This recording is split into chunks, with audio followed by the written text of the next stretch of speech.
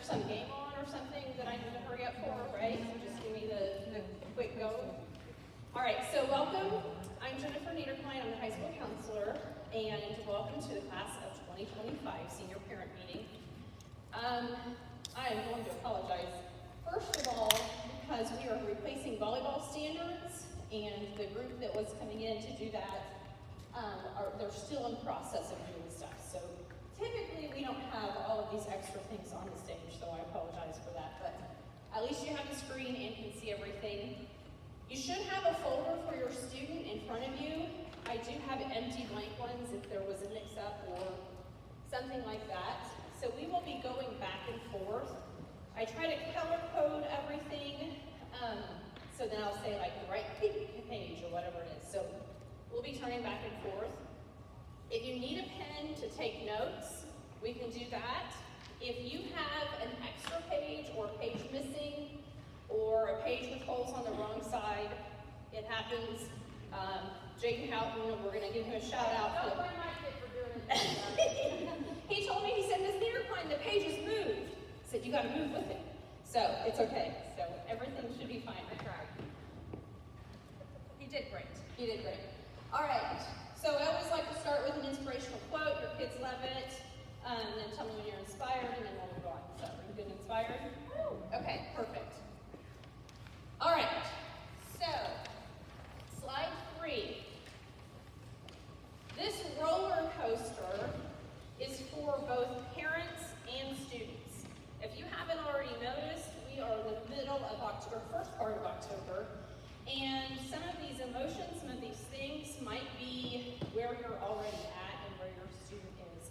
1 minute we're super excited, 1 minute we're scared, 1 minute we're ready to adult, and the next minute they're not. How many in here are parents of a senior for the first time? Okay, I was with you last year. Everything was new and scary and exciting. How many of you are parents of a student who you've already had someone graduate?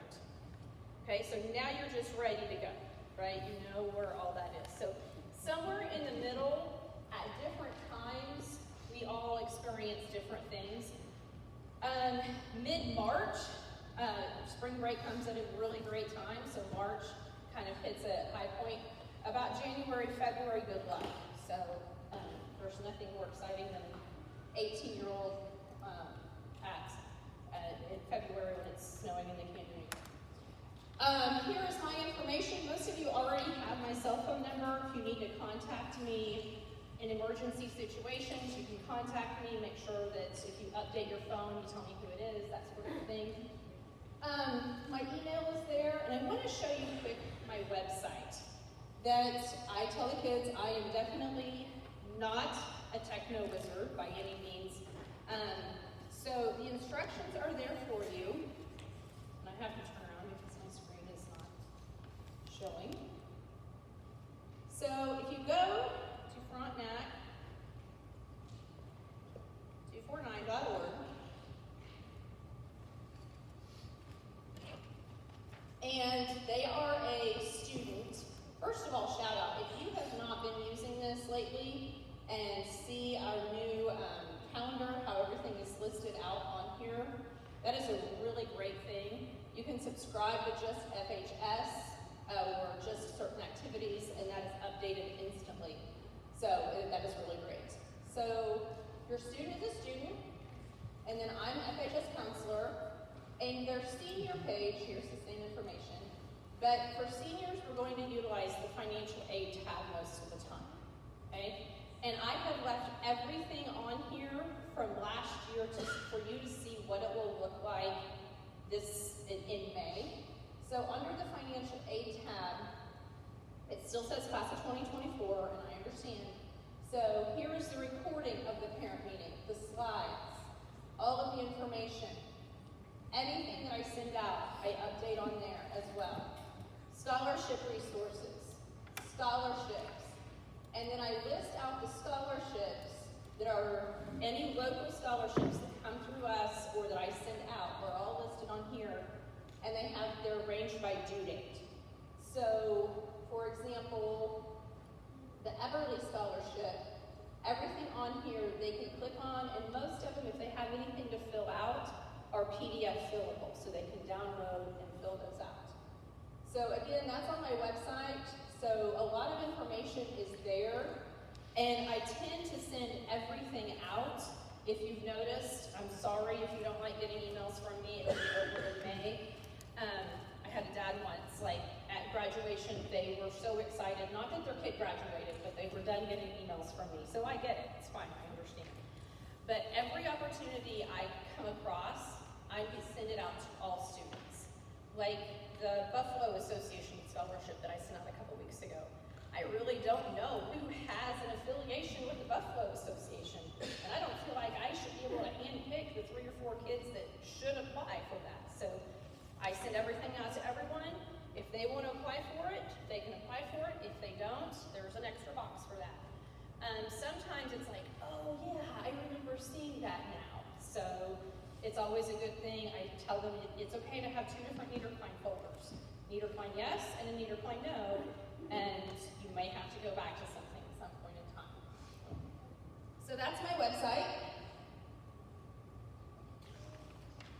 All right, my counselor roles, you know this by now: academic, social and emotional, and career. Right now, we are focused a lot on career as your student graduates, but that does not mean that the other 2 are any less important.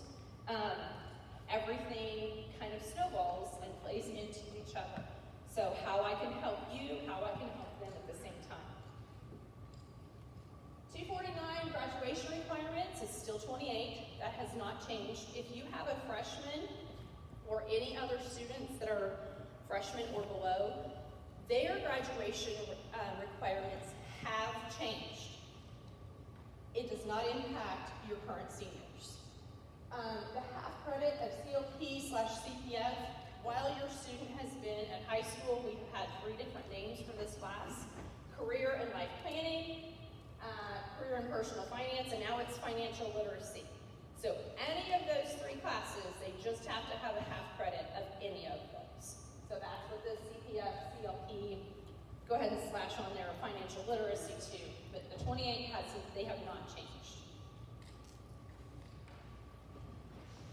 This is an important thing as you're looking at possible scholarships, applications, just questions in general. We have unweighted, our class rank, we have unweighted GPA. So everything is on the 4.0 scale. So it doesn't matter if it's a 90 or a 99, it's still an A worth 4 points, okay? So all grades, all GPAs are unweighted. Some applications will ask, K-State application, for example, asks for a weighted GPA and an unweighted GPA. And you can just leave the weighted blank. Don't have to fill out anything for that. Class rank is based on GPA. So the higher the GPA, the lower the class rank. And I explained to the kids, it's kind of like golf. If you have 6 kids with a 4.0 GPA, the next highest person, even though they may have a 3.984, they would be ranked, what did I say, 6 or 7? 6. Then that next person would be ranked number 7. So you would have a tie, a 6-way tie for first. So on those 6 that have a 4.0, they would all be ranked 1 in their class and be considered valedictorian. We don't have valedictorian and salutatorian at Frontenac. It kind of goes back and forth, but that's the main reason. Because a lot of colleges give valedictorian scholarships or number 1 in your class. So that is that opportunity for all 6 of those kids. So kind of keep that in mind as well. Multiple students will have a 4.0, I remember that. It will change at the end of the first semester based on enrollment. So when they receive their 6th semester transcript, that number is going to be different when they get their next 7th semester transcript in December. These are located on their transcript. I emailed out a PDF version to all of your students, their transcript, on September 5th. So you might want to write that down. Transcripts were emailed September 5th. So if they need copy of their transcript to upload for anything, they can look back in their email on September 5th and have that PDF. So remember that, they can use it anytime. They will get their 7-semester transcript before I leave on Christmas vacation. So that might be Saturday at 2 a.m. on that Christmas vacation, but before I leave school on Christmas vacation, seniors have their 7-semester transcript, because it's my hope that over that 2-week period, they're at home with you, they're driving you nuts, and you say, do some sort of scholarship, do some sort of application, and that way they have it. So 7th or 6th semester was emailed to them 9 to 5, and then I don't know whatever that day we get out for Christmas vacation is. I don't know. Timeline, now they should all have a personal Gmail account. They still will have access to their school email account, but their school email account is huge. If you ever tried to put that thing in, it is huge. And some places, we found out that some places only have a whatever character limit, and some of our kids were extending that. I say Gmail because what we use is Gmail, and they can transfer all of their files, their whole Google Drive, to their new email, and everything is fine. They need to attend, if they need to look at ACT, if they are looking at college visits, career opportunities. Fall, which is now, looking at some college applications and some scholarship. October 1, FAFSA open. Do not worry about that yet. You don't want to do anything the first week the government opens a new program. So you want to give it a little bit of time to work out the kinks and all that sort of thing. So that's what we're going to go over today. So some of my kids, some of your kids were like, it's October 1st, what do I need to do? Nothing, just wait, we're okay. Ongoing, check their emails. It is like cleaning their room, whatever. I'm going to email everything out to them. Every opportunity is an email. If they go into the workforce, and that is whatever mode of communication their boss uses, that's what they're going to be expected to do. In colleges, the professors, the financial aid office, whatever, will send an email. We're not going to hunt the kid down, so they have to be checking their school email. If they sign up for scholarships using their personal Gmail, they need to check that too and respond to it. Continue to build a resume. They can still do volunteer hours. They can still help out. They can still add things to their resume now, so it's not over. Important on here is to double check all deadlines. This is not it might be due on Tuesday, it might be due on Wednesday. If a college says it is due on January 15th, and that happens to be Martin Luther King Jr. Day, and the mail is closed and everything is closed, it still has to be postmarked and sent in by that day. So they need to be prepared. Pitt State Honors College, that used to be, I think they changed it, but it used to be, and it would always fall on something that would be, the post office was closed and the schools were closed and couldn't get it in. So check deadlines and be prepared. College and career visits. I went over this with students, and plus or minus 2. Because one, you know and I know that not every student is going to go to college, and they may have a career opportunity. They may have a job interview. They may be looking at going into the military and need to go to Kansas City for METS or PT once a week or something like that. So whatever it needs for that student, we need to make sure that we are being organized and getting those needs met. So each student, the handbook says 2. I kind of added a plus or minus 2. Some kids have known what they're doing after high school since they were 5 years old, okay? Some kids will not know for another 5 years, and that's okay. But I want them to have the opportunities. So they must be verified, okay? So your student, if they are interested in going to whatever college or whatever field or whatever recruiter's office or anything like that, they need to have that set up. They need to go We do have group visits available as well. So like Missouri Southern will have Criminal Justice Day, and I'll send out an email, hey, anyone who wants to go to Criminal Justice Day, sign up, and we load up in a van and we go over to Criminal Justice Day. But they need to be proactive, and they need to take that responsibility to email myself and the secretary so that we know where they're at, what they're doing.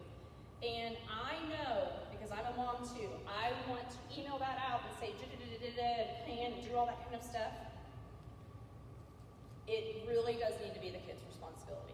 They need to have some buy-in to it. You can help them, but they need to have some buy-in and understand. You don't want it to be a situation where you email me that they're going to wherever, and then I talk to them about it and they have no clue about it.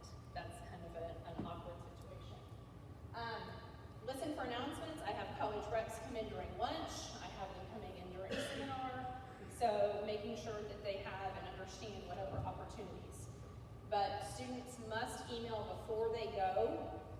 And I always tell them, like, if you're going to every Friday and there happens to be a concert that you come back from every weekend, like, eventually I'm going to catch on. It might take a couple of weeks, but eventually I'm going to catch on.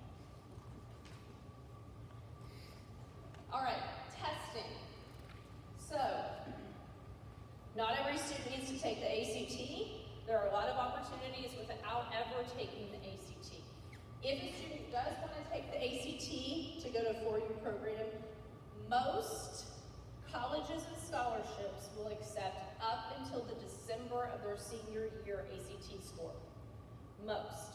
Some will have it whenever, some will add April, or they can take it in the summer. But for the majority, it will be in December. If you want to flip right behind these slides, there is a page that looks like this. It's still white. Right behind the slides has the 24-25 ACT dates. We do have some coming up next month for here at school. And then also one in December that would be a national test date. If they want to take those, they can. Some schools are taking super scores. Some schools are not. Some scholarships look at super scores. Some do not. A super score is if someone took it 4 times, they take the highest that they scored in each of the subtests. Some people want to take it one and done. Some people never need to take the ACT, and that's completely fine. Acupuncture is a community college placement exam. If they are looking to go into a community college or something like that, they will take a free AccuPlacer, and it will be reading and math, and then that will place them in what reading and math classes that they would need to be into. It is still produced by ACT, but it's done at the location of the community college. It is free, and they can usually take it multiple times. Sometimes, if they make them wait like 24 or 48 hours between testing. ASVAB is the Armed Services Vocational Aptitude Battery. That is typically good for 2 years. So if they want to take it now and they score really high, then that test score would be available and good for 2 years. Each branch has a different cut score, and each branch also has different score requirements for different positions in the military. Certificates. Your kids might be in CNA, CMA, welding, construction, HVAC, being a paraeducator, SafeServe. We had a pharmacy tech. So any of those sort of certificates they have to have. State assessments, we have none. They're always relieved about that. And the work keys is a workplace skills test that they have the opportunity to take as a junior. If they didn't take it or they want to retake it, we can get that set up, but I cannot administer it to seniors here at the school. We will have to have it then off-site in a different location to do work keys for seniors. Regents curriculum. So the 6 universities in the state of Kansas all kind of have different requirements for acceptance and admission. Again, this is basic acceptance. Scholarships are probably not going to be super readily available on the minimums. And a lot of programs may have their own cut scores and GPA and ACT scores. So some programs at each of the universities may have their own information. So some programs might be higher. Kansas Degree Stats. This is also by Kansas Board of Regents. And this is an interactive tool that I absolutely love. So, this is working. So Kansas Degree Stats, whenever you have this digitally on my website, you'll be able to click the link. And say you want to go into nursing.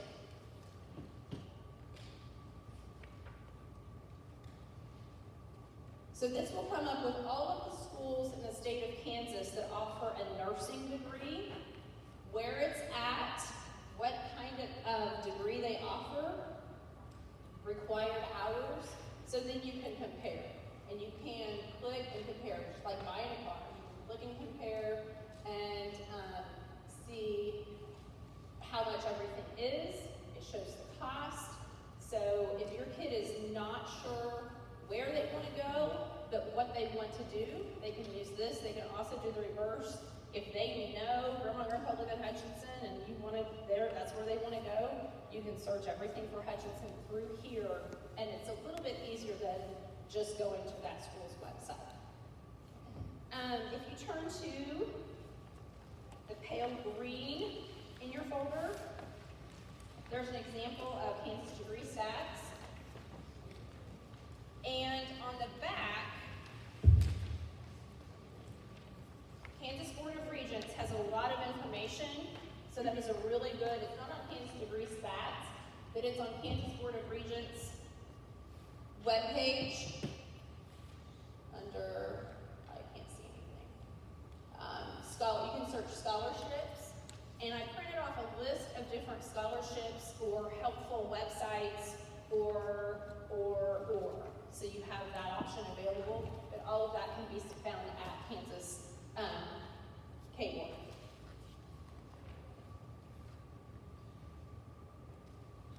All right, head on back to this slide.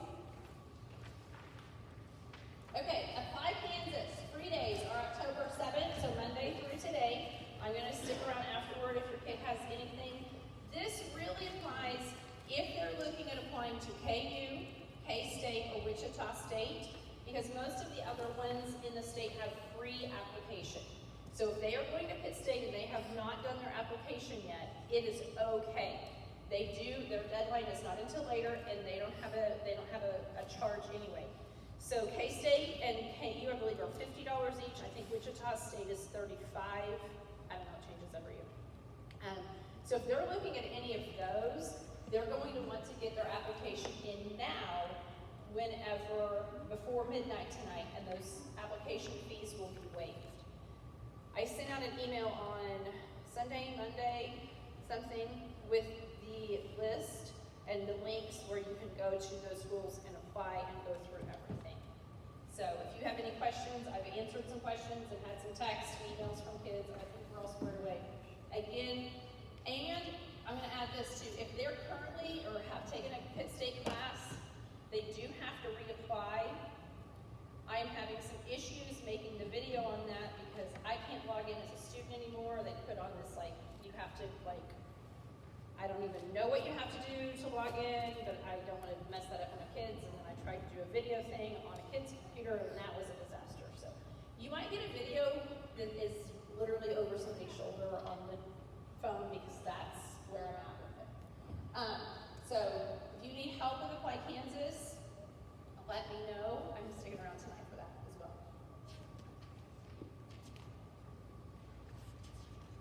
Okay. I show this to the kids every year. Again, this is an estimate, a low estimate on some things. Of course, it depends where you want to go, where you want to live, degree programs, that sort of thing. It is, a lot of things are included in fees, and some things are not. We found out, like KU this year, Cole's going to KU this fall, and I think that they would, If they could charge a fee for breathing on campus, they would find a way to do that. So it's very interesting. So you really have to know if you're getting a scholarship, what can it go for, what other fees, ask the questions up front, because there's nothing like writing a very large check that you were not expecting to write. Fun times. Okay, so how much can I get? So they do a formula. And it's a pretty easy formula. So they look at cost of attendance. So every college nationwide has a cost of attendance, and that includes tuition, what they project books to be, what they project living expenses to be, all of those things, and it's determined by the school. So every school, coast to coast, has a cost of attendance for in-state and out-of-state.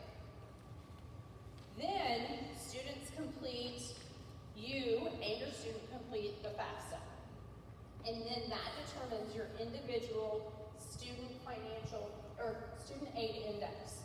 They subtract the two, and then that's what your financial need is. Sometimes, if you've been in a situation where you've done this before, sometimes that number is laughable because you're like, oh, there's no way that could be. So there might be some errors, there might be some things that we need to reach out. But that is the formula in which they use. Are you ready to go? Okay. Financial aid. Financial aid includes a lot of different areas. It includes grants, which is free money. Work study, free money. Scholarship, free money. Loans have to be repaid. And I always try to emphasize this to the kids. Make sure that you know if you take any money out, you have to pay it back. So financial aid, all of this umbrella comes through financial aid. There are some ROTC programs, there are some departmental scholarships that may be outside of the realm, but most of the colleges now are requiring a completed financial aid packet in order to offer any scholarships. So, it says salmon on your paper. Cross that off and put orange. I ran out of salmon paper, so turn to the bright orange. And I'm a charts and graphs kind of girl. So front and back are going to be different types of financial aid, including Pell Grant, including subsidized and unsubsidized loans, how much they can get, when interest starts accruing for those loans, how much the interest could be, and then not how much the interest could be, because that changes every year, but the total they can get. So all freshmen can get up to $5,500 in loans. Now, good luck, because good news, you can also take out parent loans on top of that, if need be. But every freshman can get $5,500, sophomores, and it increases each year. So front and back of that has all of the financial aid programs. On the back page are types of aid for state of Kansas, because state of Kansas has some additional things that are unique or are different. So if you would turn to your yellow page, it's back about halfway towards the end.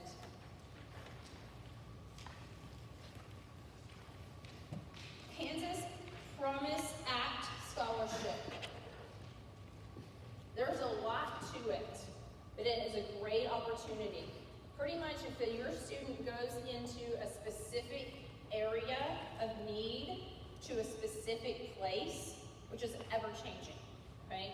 So if they stay in Kansas and they sign a contract to live in and work in Kansas for 2 years, then the state of Kansas will pay that. That includes some technical colleges. So if I have some kids that are finishing up a CTAC program, if they want to go on and finish something else, or they want to add the 2 and 2, or they want to get their associates, that may really benefit them and not have any student loans whatsoever. So the Kansas Promise Act Scholarship is worth checking out. It changes a lot. It was new last year. As I get stuff out, it's a little bit easier to follow through. We can go with that. I had a kid go through computer graphics at Johnson County Community College, JC3, and he loved it. Transferred back, it went back and forth, but it was a great opportunity for him to do something that he loved and not have to pay for it. Okay, head back to this page. Work study. Go to the work study column.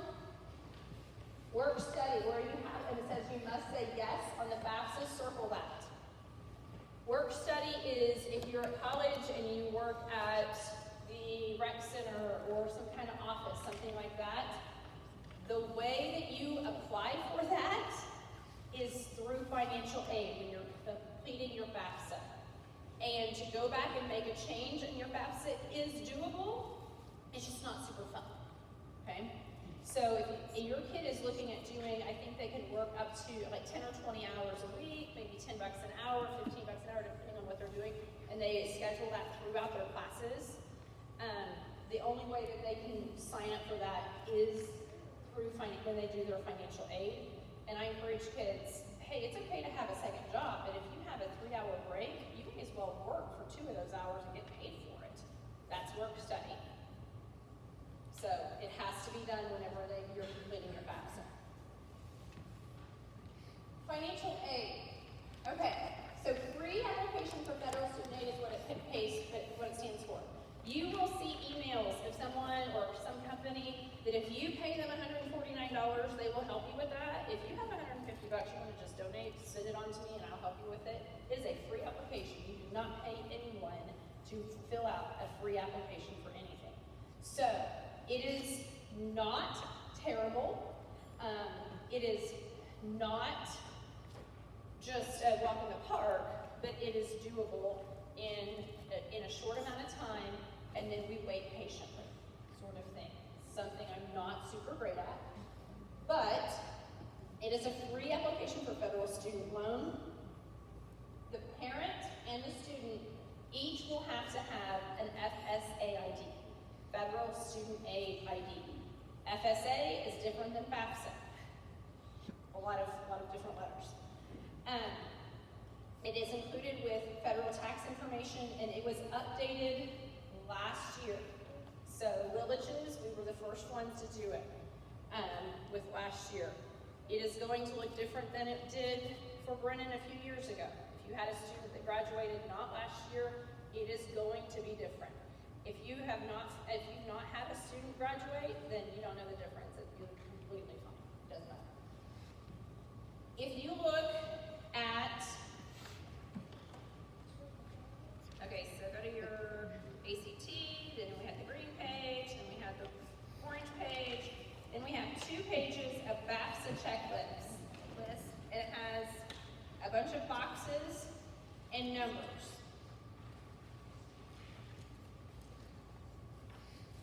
This is a step-by-step, literally boxes there that you can check that you've done this, okay? So you and your student would need, do you have that page? Please don't you have that page? Okay, so it looks like this. This is a step-by-step that I created as I'm doing it. All the things that you'll need. You want to know what you need before you get started, because there's nothing worse than trying to save something and then realize that it didn't save anything. So there's a list of everything you need. Social security numbers, date of birth, marriage, divorce dates, driver's license numbers. You want to have all of that sort of stuff together as before you do it, so that way you don't have to stop and go, and that sort of thing. The biggest thing, I've been to several financial aid, the biggest issue, and I would love to say I haven't done it myself, but whenever a parent is putting in their information, they're using their name and then like put the kid's date of birth in, or they put the student's name in and their own date of birth or something like that. So it's like simple mistakes, but you get so overwhelmed with doing all of the things. Just go slow. So there is your checklist, okay? That's everything you need. The back page of that is the information, and then I went through different hot spots of areas. So like number 10, school selections. They can select up to 20 different schools. You can always go back and add it. You can always go back and edit, but it kind of can get kind of hairy. 11, dependency. Most of your kids are not married, so make sure that you answer, when they're asking a student question, you're answering it on the student, that sort of thing. So, the last page of that white section is the summary, submission summary. You will get information that says it has been submitted, and then you wait and you check your email. Sometimes it's really quick, and it seems like somebody else will get it, somebody else will submit it on Monday and get it on Wednesday, and then you've waited 2 weeks, and that's okay, right? I cannot log in to see anything. I can, with your permission, I've had parents come in and we do it together, but I can't log in as you, your student, anything like that. So without you there and your permission. So those are just some work-throughs as you go through. Now, remember I said FAFSA and FSA ID are 2 different things? Okay, you have to have an FSA ID. You yourself, as a parent. You're no longer called a parent, though, you're called a contributor, and I think that is so ironic, because yes, that's really what I am, I'm just contributing. So, contributors have to have an FSA ID. And then also the student. If you have an older student, or if you are in college or recently in college, your FSA ID will remain the same. That is you, and it's tied to you. If you not, you have to do it completely. So what I've done on the blue pages, see how it says contributor? This is how to create an FSA ID. You have to do this first. You have to create an FSA ID for you and your student. Wait about 3 days, and then you can log in to work on your FAFSA. So, everything is exactly the same for the blue and the purple section. One is for you, one is for the student. So, your blue section, to create an FSA ID, this is an exact printout of the screen. So the second page, create an account. The reason I printed these out, and the reason I screenshot and just printed them, is because I encourage you to write in this booklet, because you will use this one time a year. And you are not going to remember whatever you had, because it's some crazy, it's some crazy character restriction. You didn't write in your book last time, did you?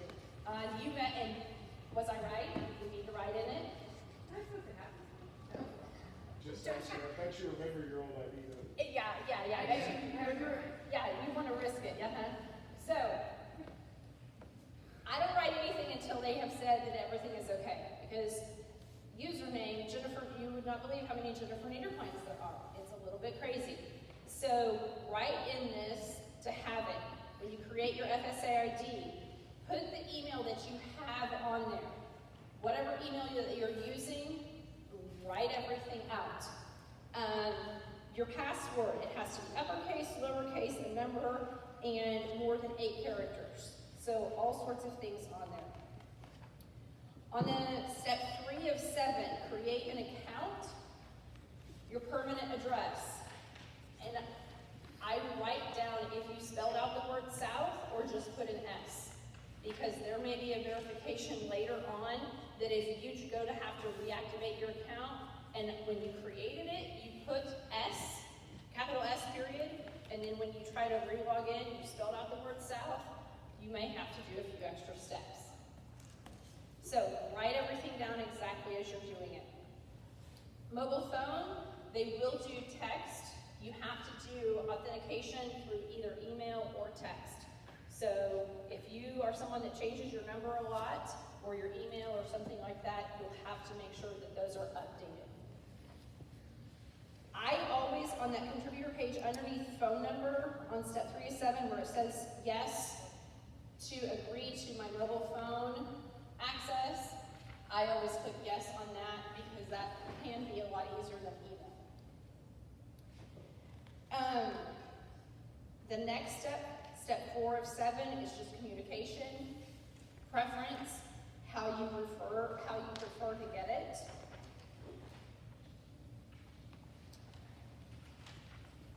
And then you will have a section in there on these back 2 pages that I have for the last 2 pages for contributor. You and your student each have to have a list of 3 challenge questions. So I've listed out all of the challenge questions and put boxes there. So I would encourage you can ignore me, right, Ms. McGowan? You can ignore me and then have to list it later. But if you choose this question, what was your high school mascot, as question number 1, write a number 1 next to that, and then print out exactly how you enter it. Did you have a capital letter? Did you not? Those 3 challenge questions you will have to get back into. If you're only logging into this once a year and you have to verify something, it's going to be very, very difficult. So you have to do this, and then the applicant has to have their own FSA ID. Then it ties you together. So once you have your FSA IDs, once both of you have your FSA IDs, then you can start and work on completing the FAFSA. It is not super overwhelming. It's more time-consuming. To me, it's more time-consuming to write everything down in the booklet than it is to actually do it. But I've had families that reuse that booklet over and over, and you know right where it's at. It's with the birth certificates, sort of thing. Because creating a new one is not. I know you don't have a clue. I swear I've done this before. You don't have a clue where it's at, or you do. I do. I think I do. You think you do? I start messing as a file. Okay, perfect. Okay. Has anyone been through this before and actually used it? Please tell me yes. Okay, great. I'm seeing some people saying yes. Thank you. Okay. You have it. You have it. Yes. So your if you've done it before with an older student, you don't have to create a new one. You just have to know your old one, and now this year's senior has to create a new one, and then you'll add to that. Okay. So between the white page and the blue and purple pages, that's your next step. So your next step is for you and your student to create your FSA ID. Then they will go on and do FAFSA. Does everyone need to complete FAFSA? That is a tricky question, because I've had a whole lot of people in October, a whole lot of kids in October have one plan. In August, they have a totally different plan. So I would rather err on the side of, yes, let's have things set up, and let's have backup plans, let's have contingency, let's have those sort of things. So if your kid right now doesn't have a clue, there is no harm in doing this and seeing what options are available. There is no harm in applying for a college and not going to it. What's really difficult is changing your mind in June when all of those deadlines have passed, all of those applications, all of the scholarship opportunities have passed, and now you're trying to figure out what to do.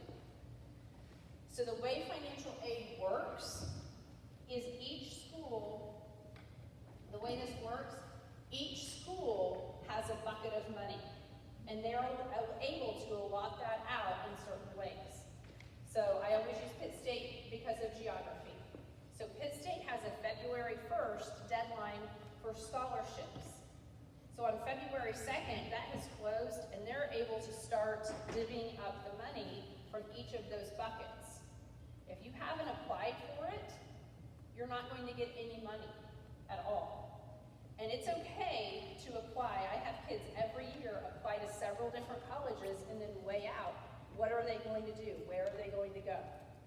I have kids that say, I'm not going to college, I'm going to work. And then after going through a couple of things like, oh, I want to do this, I want to do this trade, but maybe I want to be the boss and have that extra opportunity. So it is okay to go ahead and complete the FAFSA.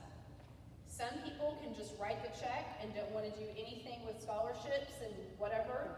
That's completely fine too. But if you want to have any of those other opportunities, work study, looking at free money that would be that, go ahead and do it.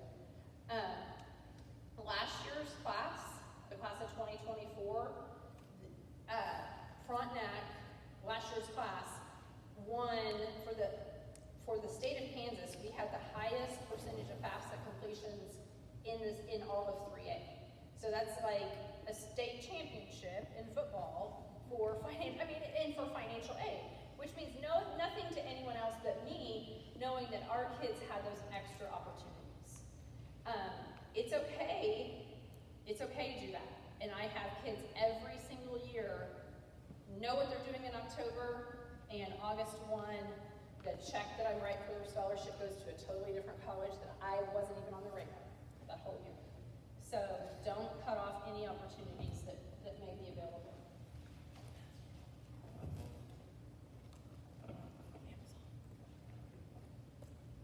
Okay, as far as scholarships go, I encourage kids to apply for every scholarship.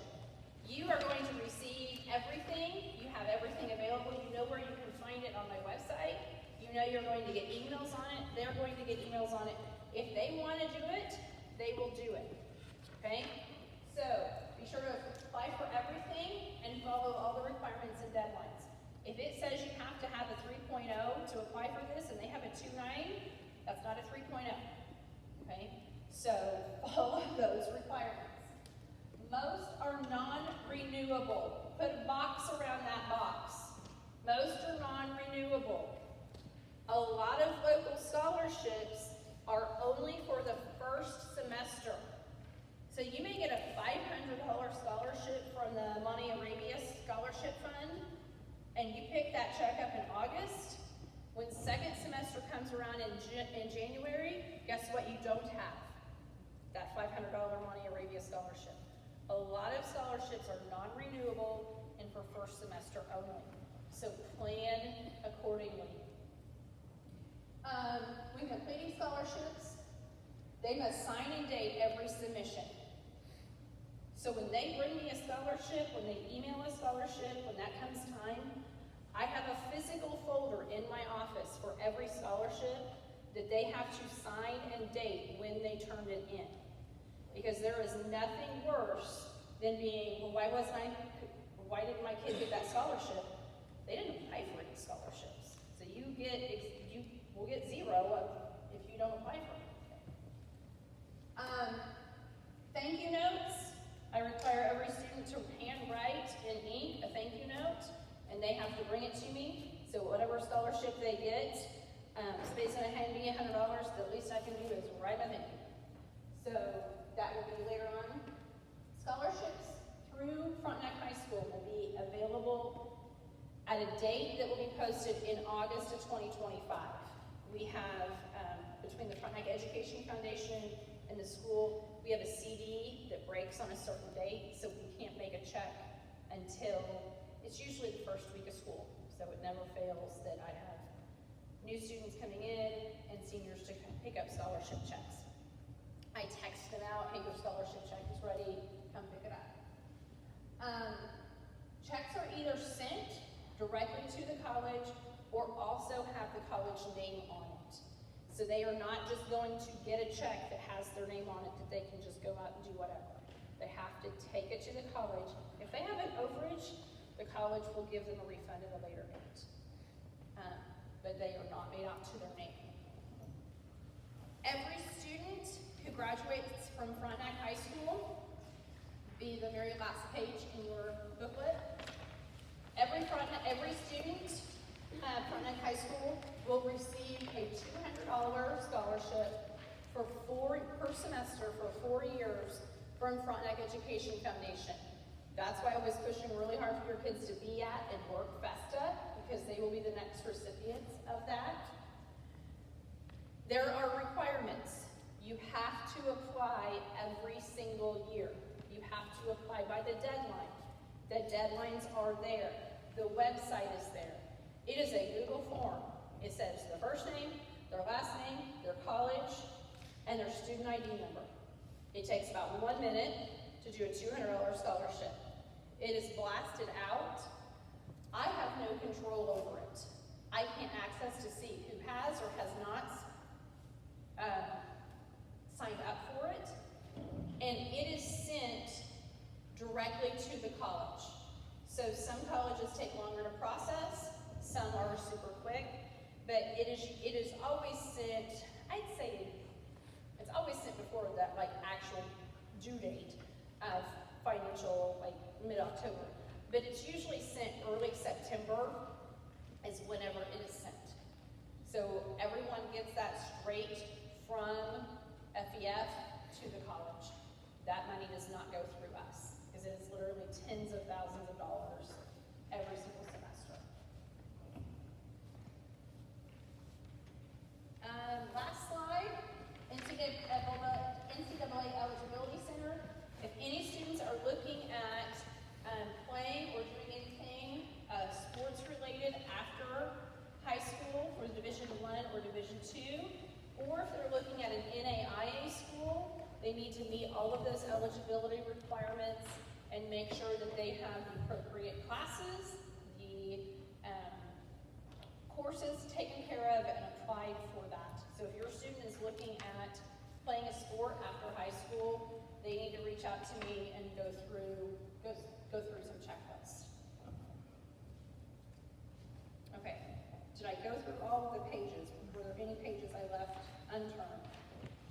Oh, the red page. Go to the red page real quick.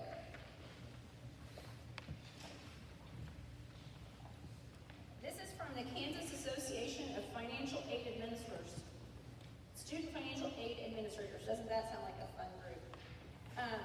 So I stole some stuff from them as far as resources, and on the back it has all sorts of different links for Department of Ed and work study and career and tech, all sorts of things. If your student is wanting to do a trade or a technical, most of those will be available for free, and they can do a lot of different opportunities. So there are a ton of different things. So if your kid is finishing C-Tech and they want to add another thing, most likely they can do that for free. And there will be a lot of opportunities. 6:55. Am I good on time? No? Not good on time? Okay. All right, questions?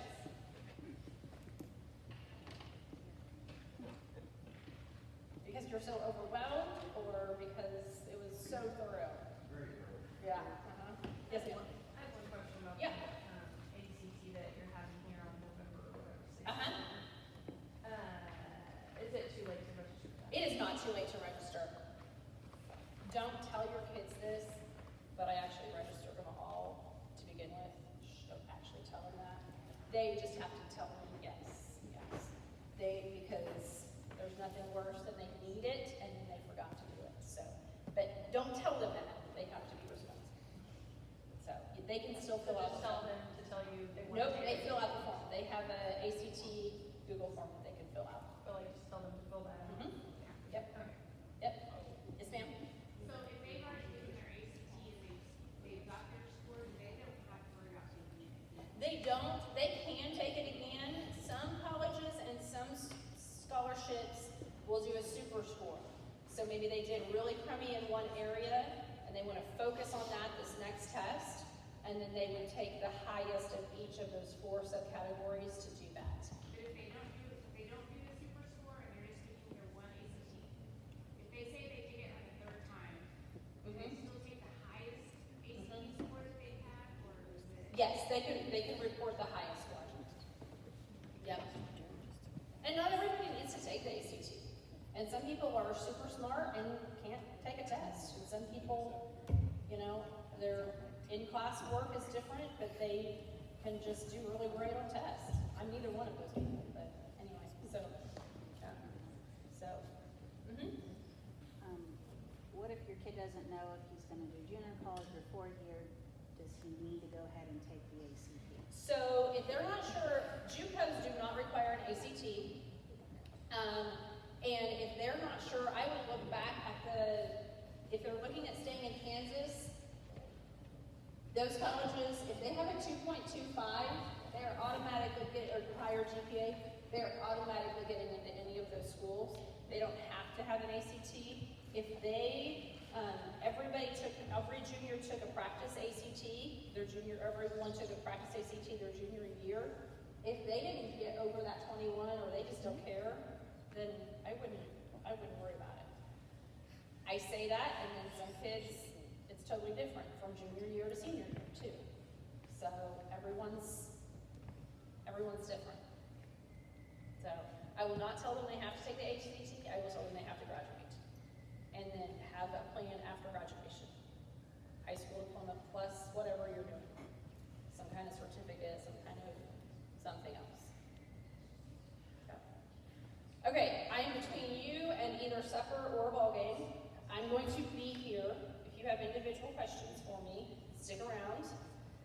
If you need to email me, text me later on, let me know. Keep this, Ms. McGowan,